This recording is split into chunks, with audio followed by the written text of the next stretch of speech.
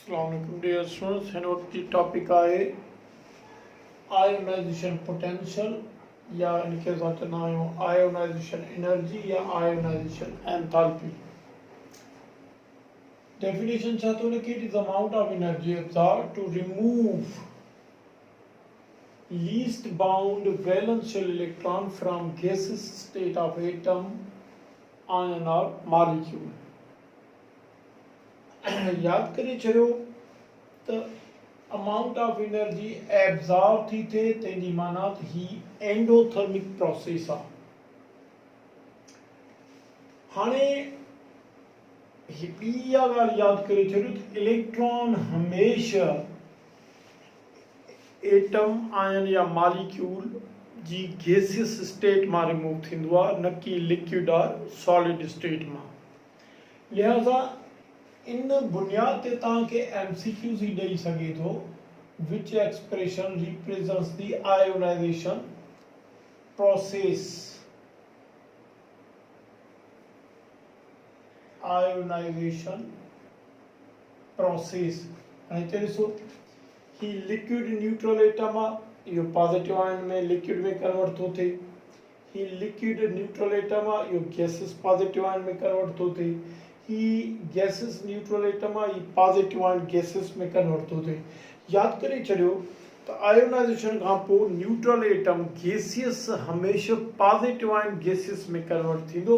लिहाज़ा correct option in MCQ जो option C आहे। त गैसियस स्टेट ऑफ एटम मां इलेक्ट्रॉन कढियोसीं तॾहिं हिते असांखे गैसियस पॉजिटिव आयन मिलियो। अच्छा, हाणे यादि करे छॾियो त हिन जे जेकॾहिं यूनिट ते अचूं, यूनिट में त आयोनाइजेशन पोटेंशियल जो यूनिट किलो जूल पर मोल भी आहे, इलेक्ट्रॉन वोल्ट भी आहे। एक्सपेरिमेंटली असां उनखे कीअं डिटरमाइन कंदा आहियूं, it is determined by spectroscopic method या it is determined by measurement of current passing through gases in discharge tube. ॾिसो, डिस्चार्ज ट्यूब एक्सपेरिमेंट में गैस मां असां करंट पास कंदा आहियूं त गैस एक्साइटेड थींदी आहे, उन एक्साइटेशन में उनजा एटम्स आयोनाइज थींदा आहिनि। त केतिरो करंट गैस वठे थी उन मां पास थियण लाइ, उनखे आयोनाइज करण लाइ, उन मां बि असांखे अंदाज़ो लॻी वेंदो आहे त पर मोल ते केतिरो इलेक्ट्रॉन वोल्ट या किलो जूल पर मोल यूज़ थियो। अच्छा, हाणे यादि करे छॾियो त आयोनाइजेशन पोटेंशियल, हिनखे आयोनाइजेशन छो था चऊं, छाकाणि त जॾहिं बि न्यूट्रल गैसियस एटम मां असां इलेक्ट्रॉन कढंदासीं, यादि करे छॾियो ही मोस्टली जेको आहे सो लीस्ट बाउंड, ही जेको इलेक्ट्रॉन आहे लीस्ट बाउंड इलेक्ट्रॉन आहे, ही आहे लीस्ट बाउंड इलेक्ट्रॉन। हाणे इनखे अमाउंट ऑफ एनर्जी जेका ॾींदासीं, हिते एनर्जी जेका एब्सॉर्ब थींदी, इनखे रिमूव करण लाइ ही इलेक्ट्रॉन जीअं त वैलेंस शेल में आहे, हिते एनर्जी एब्सॉर्ब कंदो त ही एटम जी इलेक्ट्रोस्टैटिक फील्ड मां ई निकिरी वेंदो, जंहिंजे करे ही सो हिकिड़ो गैसियस एलिमेंट जो असां एटम खयो आहे, जंहिंजे करे हिन इलेक्ट्रॉन जे विञाइण खां पोइ ही एटम जेको आहे सो गैसियस पॉजिटिव आयन में कन्वर्ट थींदो। हाणे छाकाणि त ही एनर्जी न्यूट्रल एटम खे या एलिमेंट खे आयोनाइज कंदड़ आहे गैसियस खे, उन जे करे इन जो नालो आयोनाइजेशन पोटेंशियल आहे। अच्छा, हाणे यादि करे छॾियो जॾहिं पहिरियों इलेक्ट्रॉन असां न्यूट्रल गैसियस एटम मां कढंदासीं त मोनोवेलेंट गैसियस पॉजिटिव आयन मिलंदो। हिते जेका आयोनाइजेशन असांजी इस्तेमालु थींदी, एब्सॉर्ब थींदी, उनखे चवंदासीं असां फर्स्ट IP। जॾहिं सेकंड इलेक्ट्रॉन कढणो हूंदो इन गैसियस एटम मां त वरी डाईवेलेंट गैसियस पॉजिटिव आयन पैदा थींदो। हाणे ॿिए इलेक्ट्रॉन खे कढण लाइ जेका अमाउंट ऑफ एनर्जी इस्तेमालु थींदी, that is called second ionization potential. अहिड़े नमूने सां थर्ड इलेक्ट्रॉन खे कढण जे लाइ कढण खां पोइ असांखे ट्राईवेलेंट आयन मिलंदो। थर्ड इलेक्ट्रॉन खे कढण लाइ जेका असां अमाउंट ऑफ एनर्जी एब्जॉर्ब कई उनखे असां सॾियोसीं थर्ड आयोनाइजेशन पोटेंशियल। याद करे छॾियो जनरली याद करे छॾियो त थर्ड आईपी वैल्यू जेको आहे वो ग्रेटर थींदो आहे कंहिंखां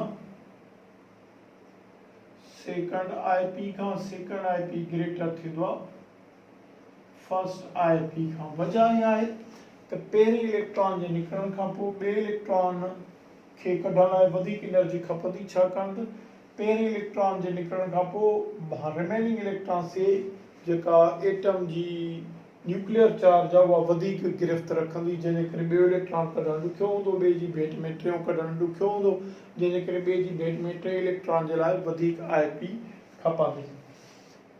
अच्छा, हाणे असां चऊं था त उहे फैक्टर्स कहिड़ा आहिनि जिन ते आयोनाइजेशन पोटेंशियल डिपेंड करे थी। ही नोट करे वठो।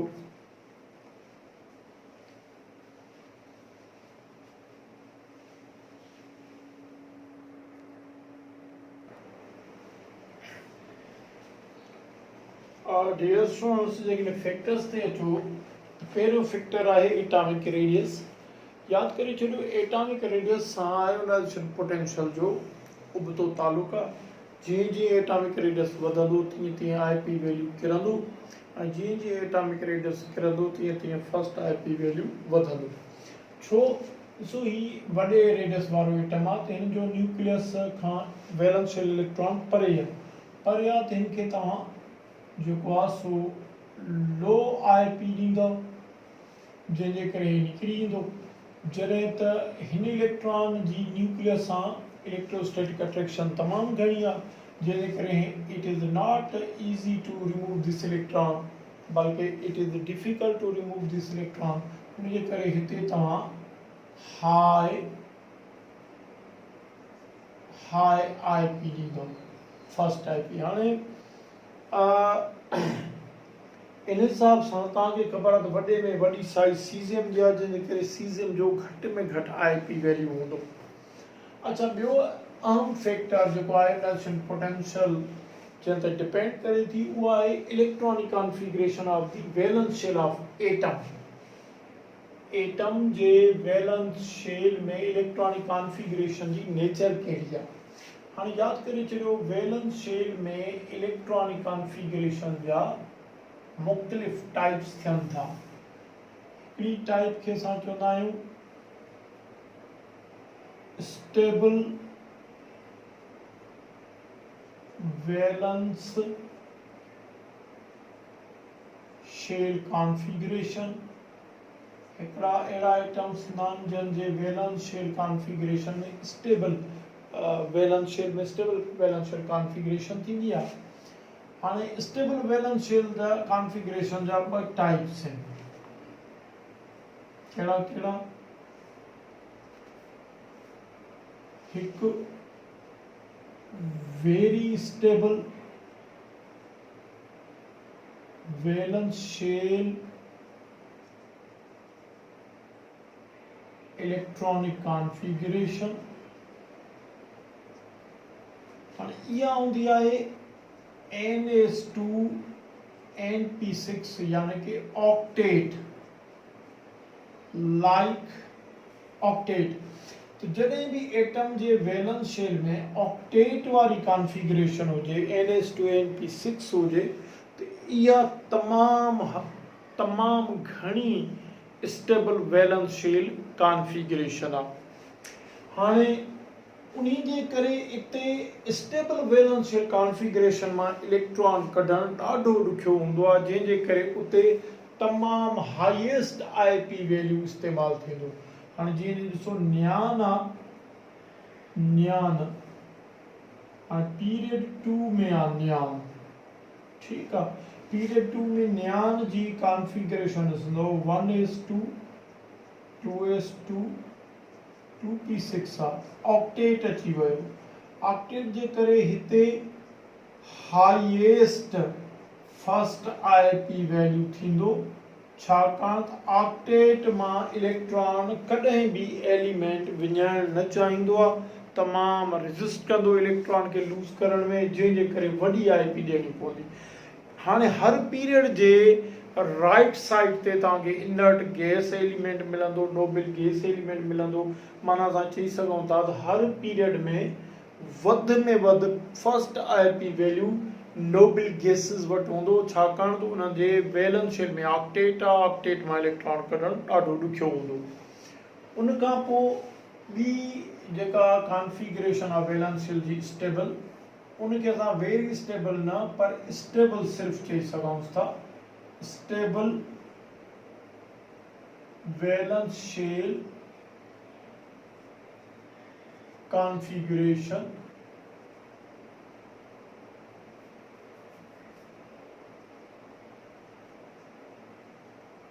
अच्छा ही कॉन्फ़िगरेशन तॾहिं थींदी आहे व्हेन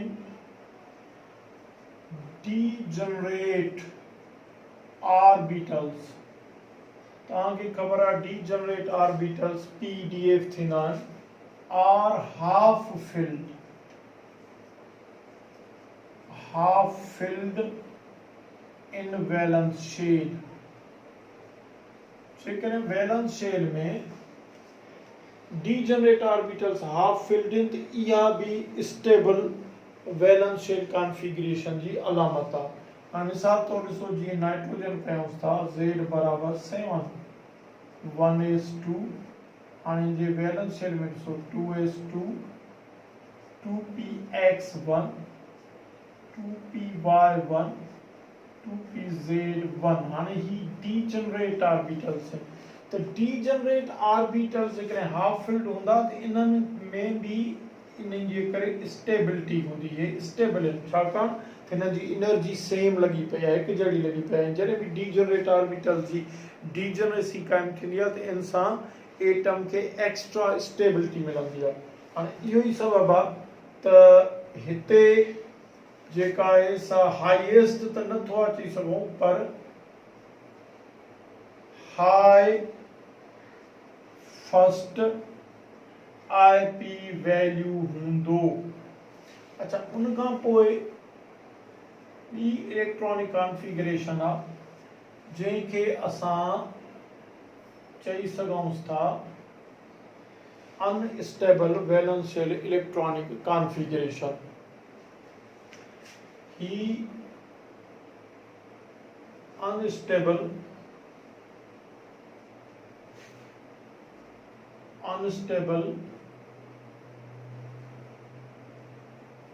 वैलेंस शेल कॉन्फ़िगरेशन जो एग्जांपल वठो। जॾहिं PDF orbitals are partially filled, माना न कंप्लीटली फिल्ड हूंदा न हाफ फिल्ड हूंदा, छाकाणि त कंप्लीटली फिल्ड या हाफ फिल्ड हूंदा त पोइ इहे डीजनरेसी में हूंदा, ही पार्शियली फिल्ड हूंदा त पोइ इहे अनस्टेबल आहे। हाणे ॾिसो, जीअं ऑक्सीजन आहे Z बराबर 8 आहे, 1s2 2s2 2px2 आहे, 2py1 आहे, 2pz1 आहे। हाणे ही पार्शियली फिल्ड आहे, उन जे करे पार्शियली फिल्ड अनस्टेबल ऑर्बिटल्स थींदा आहिनि वैलेंस शेल में, ऐं अनस्टेबल ऑर्बिटल्स मां इलेक्ट्रॉन कढणु ईज़ीली हूंदो आहे। इहो ई सबबु आहे त हिते फर्स्ट IP वैल्यू जेको हूंदो उहो लो हूंदो। यादि करे छॾियो, ॾिसो जेकॾहिं असां चऊं एटॉमिक साइज़ जे ट्रेंड ते त ऑक्सीजन राइट तरफ़ आहे सेम पीरियड में, नाइट्रोजन लेफ्ट तरफ़ आहे सेम पीरियड में, ठीकु आहे। हाणे इन हिसाब सां साइज़ नाइट्रोजन जी वॾी हूंदी, ऑक्सीजन जी साइज़ नंढी हूंदी। असां इहो पढ़ियो आहे त साइज़ नंढी थींदी त IP वधंदी, साइज़ वॾी थींदी IP घटंदी। इन हिसाब सां नाइट्रोजन जी फर्स्ट IP घटि हुजे, पर नाइट्रोजन जी फर्स्ट IP जेका आहे सा 1403 किलो जूल पर मोल आहे, जॾहिं त हिन जी फर्स्ट IP वैल्यू जेका आहे उहा 1304 किलो जूल पर मोल आहे। त जेकॾहिं असां एटॉमिक साइज़ खे कंपेयरिंग कयूं त उन हिसाब सां ऑक्सीजन जी IP पहिरीं घटि हुजणु खपे, पर नाइट्रोजन जी घटिजे थी, छाकाणि त नाइट्रोजन जी हिते साइज़ जो फैक्टर इन्वॉल्व नथो थिए। उनजे वैलेंस शेल में जेके डीजनरेट p ऑर्बिटल्स उन्हनि मां इलेक्ट्रॉन कढणु ॾुखियो आहे, जंहिंजे करे हुते IP वैल्यू घणी थी लॻे, जॾहिं त हिते पार्शली फिल्ड आहिनि p ऑर्बिटल्स ऐं पार्शली फिल्ड अनस्टेबल ऑर्बिटल्स थींदा आहिनि। इन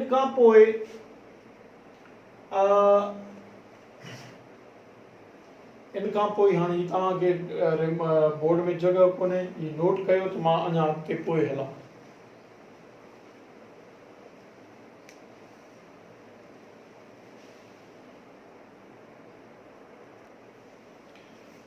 डियर स्टूडेंट्स, हिते ॾिसो नॉन मेटल ॿियो क़िस्म आहे electronic configuration, valence shell electronic configuration जो, उनखे असां सम्झंदा आहियूं नॉन मेटलिक।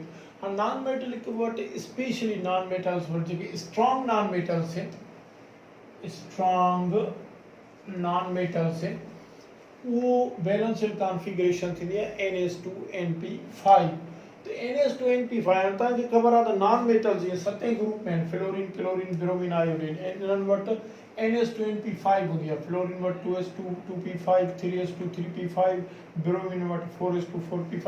तो NS2NP5 वारा halogens non metals electron gain करण जी सलाहियत रखंदा आहिनि, इलेक्ट्रॉन लूज़ करण जी न। लिहाज़ा नॉन मेटलिक जेकॾहिं ही कॉन्फ़िगरेशन आहे NS2NP5, त हिन मां इलेक्ट्रॉन कढणु ॾुखियो हूंदो, छाकाणि त हीउ एलिमेंट रहंदो इलेक्ट्रॉन गेन करणु चाहींदो ऐं इलेक्ट्रॉन ॾियणु न चाहींदो, जंहिंजे करे हिते फर्स्ट IP तमामु हाई थींदी। पर जेकॾहिं सभई तव्हांखे valence shell configuration non metals जी मिले, NS2NP5 जी मिले, त पोइ कंहिंजी IP वैल्यू वधीक थींदी, ज़ाहिर आहे जंहिंजे वैलेंस शेल में n वैल्यू घटि में घटि आहे, यानी कि 2s2 2p5, छाकाणि जो मर्कज़ जे वेझो हूंदो, साइज़ नंढी हूंदी। जेकॾहिं तव्हांखे सभई हेलोजन्स ॾे, इन्हनि मां ॿुधायो MCQ में पुछे कंहिंजी IP वैल्यू वधि में वधि हूंदी, त हिते हाईएस्ट IP वैल्यू हूंदी। इहो तव्हांखे कीअं हल करणो आहे, जंहिंजो n वैल्यू बैलेंस शेल में घटि आहे, उते ई ज़बरदस्त जेका आहे सा IP वैल्यू फर्स्ट हूंदी, छाकाणि त घटिश नंबर ऑफ शेल जे करे मर्कज़ जे वेझो हूंदो इलेक्ट्रॉन। ॿियो थींदो आहे very reactive electropositive metallic valence shell configuration NS1। हालांकि हाइड्रोजन में भी NS1 आहे, पर हाइड्रोजन नॉन मेटल आहे, उन खां सवाइ ॾिसो इन्हनि ही अॻे इलेक्ट्रोपॉजिटिव आहिनि, अॻे इलेक्ट्रॉन खे लूज़ कंदड़ आहिनि, लिहाज़ा इन्हनि खे हमेशह थोरी IP ॾींदासीं, इन्हनि जी फर्स्ट IP वैल्यू तमामु घटि थींदी। हाणे जेकॾहिं सभई तव्हांखे जीअं ॾिसो first A group alkali metals जो आहे, लिथियम आहे, सोडियम आहे, पोटाशियम, रुबीडियम, सीज़ियम। लिथियम वटि 2s1 आहे, सोडियम वटि 3s1 आहे, पोटाशियम वटि 4s1 आहे, रुबीडियम वटि 5s1 आहे, सीज़ियम वटि 6s1 आहे, सभिनी वटि NS1 आहे।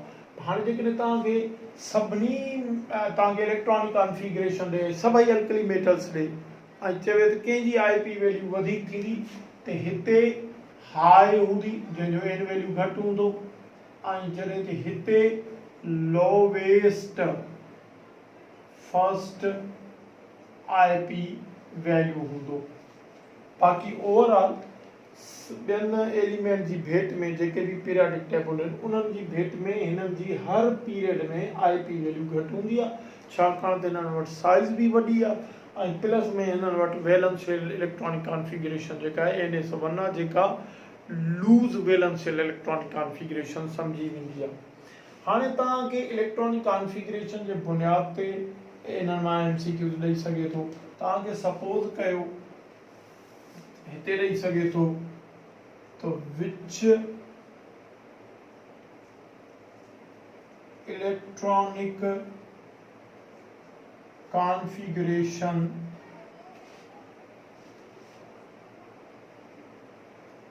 causes high first IP value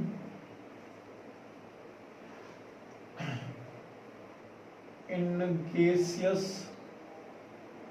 state of element G gaseous state में कहिड़ी electronic configuration high IP value के जन्म ॾींदी, यादि करे छॾियो। Option A 1s2 2s2 2p6 3s1 ये तो ns1 ना ये तो लोवेस्ट के जन्म दी डी में 1s2 2s2 2p4 सी में 1s2 2s2 2p3 हाणे तव्हां जेकॾहिं हिते ॾिसंदव हिते D generate orbitals half field आहिनि ऐं ही नाइट्रोजन आहे त ही हिन एमसीक्यूज़ जो हिते जवाब जेको आयो उहो सी थींदो घटि में घटि ही हूंदो ए वध में वधायती हिननि टिनी केसिस में ही हूंदो त अहिड़े क़िस्म सां तव्हांखे एमसीक्यूज़ आईपी जा इलेक्ट्रॉनिक कॉन्फ़िगरेशन ते ॾेई सघे थो